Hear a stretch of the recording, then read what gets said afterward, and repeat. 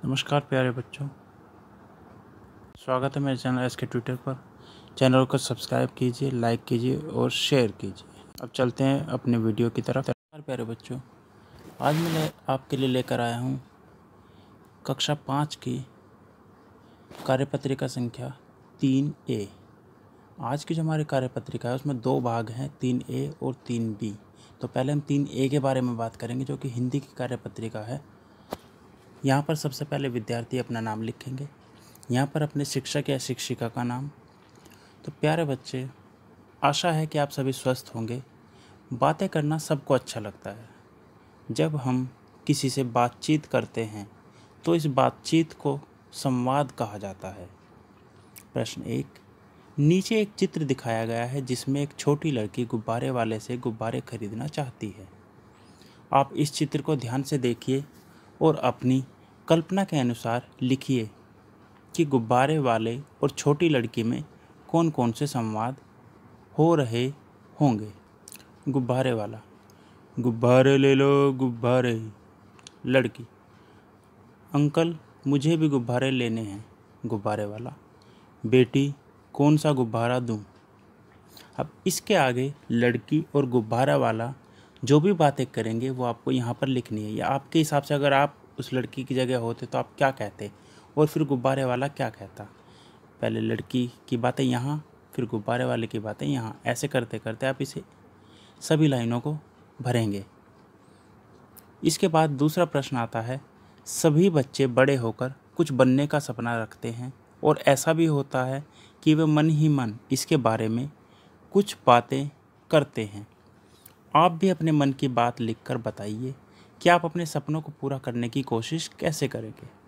तो सबसे पहले हमें जो पीले रंग में चित्र दिया हुआ है, यहाँ पर मेरा नाम है, यहाँ पर आप अपना नाम लिखेंगे। मेरा सपना है कि मैं बड़ा होकर या बड़ी होकर जो भी आप बनना चाहते हैं वो लिखेंगे। बनूं, अपने सपने को पूरा करने के लिए मैं। अब यहाँ पर आप अपने सपने को पूरा करने के लिए जो भी करेंगे या जो आपने सोचा है कि आप कर सकते हैं, वो सभी बातें आपको यहाँ पर इन लाइनों में लिखनी हैं। ठीक है बच्चों। और अभिभावकों के लिए एक सुझाव है कि बच्चों को अनुशासन की महत्वता समझाते हुए उन्हें अपनी दिनचर्या की एक समय सारणी बनाने और उसका पालन करने के लिए प्रेरित करें। समय सारणी में आप पूरे दिन में क्या क्या करना चाहिए आपको, वो आप उसमें लिखेंगे कि आप कितने घंटे पढ़ेंगे, कितने घंटे खेलेंगे, कितने घंटे सोएंगे और वो घंटे कितने बजे से कितने बजे तक शुरू होंगे। ये सभी आपको समय सारणी में लिखना है बच्चों को। यहाँ पर कार्यपत्रिका संख्या 3A यानी 3 का कार्यपत्रिका संख्या 3 का पहला भाग यहाँ पर समाप्त होता है। अब चलते हैं इसके दूसरे भाग की तरफ, 3B की तरफ। तो बच्चों, अभी आपने वर्कशीट के नंबर 3 का पहला भाग समझा। अब हम देखते हैं इसका दूसरा भाग, वर्कशीट नंबर 3B, जो कि हमारी इंग्लिश EVS की वर्कशीट है कक्षा 5 के लिए। यहाँ पर स्टूडेंट का नाम आएगा, यहाँ पर आपके टीचर का नाम आएगा। तो प्यारे बच्चों, आप सभी का हमारी नई कक्षा में स्वागत है। आपको 5वीं कक्षा में आकर कैसा लगा? अपनी नई कक्षा में आकर हम नई नई बातें सीखेंगे। तो चलिए बताइए, आपको खाने में क्या क्या पसंद है? क्या आपको पता है कि आप जो भी खाते हैं वह आपके स्वास्थ्य के लिए लाभदायक है भी या नहीं? चलिए आज हम पता लगाते हैं कि हमारे स्वास्थ्य के लिए कौन कौन सी चीज़ें लाभदायक है। आज हम संतुलित आहार के बारे में जानेंगे। संतुलित आहार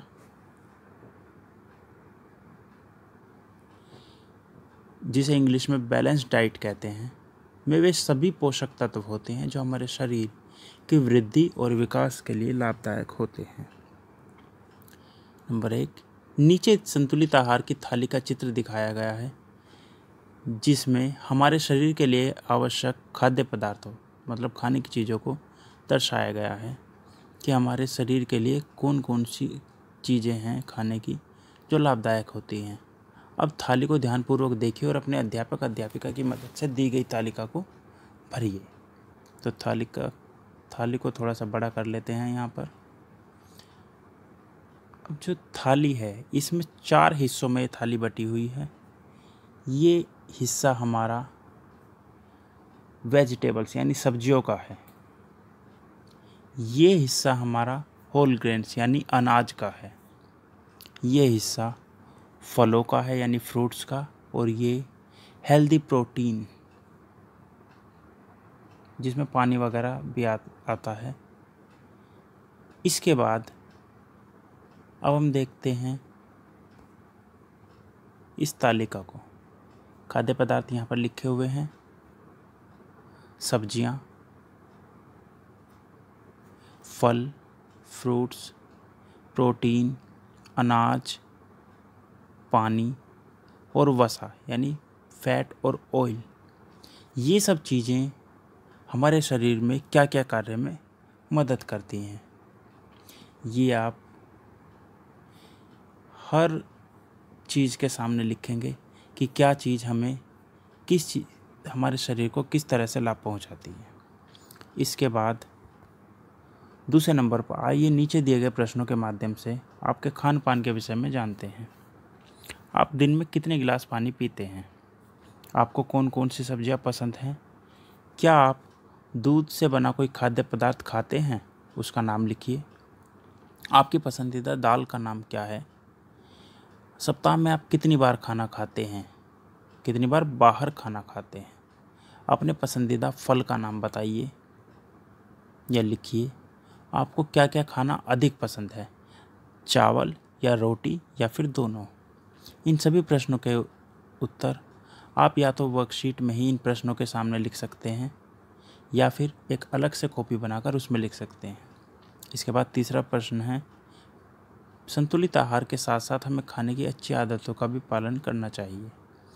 अब आप नीचे दिए गए वाक्यों के सामने सही यानी राइट का निशान, गलत मतलब रॉन्ग का निशान बनाएंगे। देखते हैं, भोजन ज़्यादा चबाकर नहीं खाना चाहिए। क्या ये सही बात है या गलत बात है?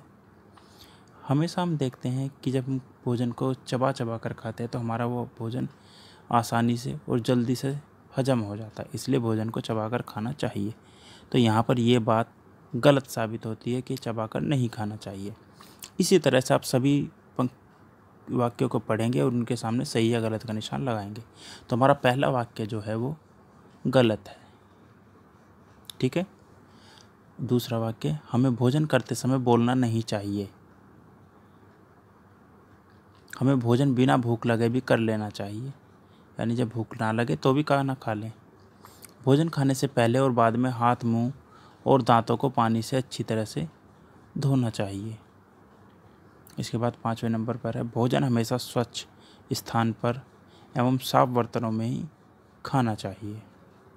हमें रात को ब्रश करके नहीं सोना चाहिए। हमारे शरीर को स्वस्थ बनाए रखने के लिए व्यायाम करना चाहिए। हमें नियमित रूप से पानी पीना चाहिए। तो यहाँ पर हमारी वर्कशीट नंबर 3 का दूसरा भाग भी समाप्त होता है।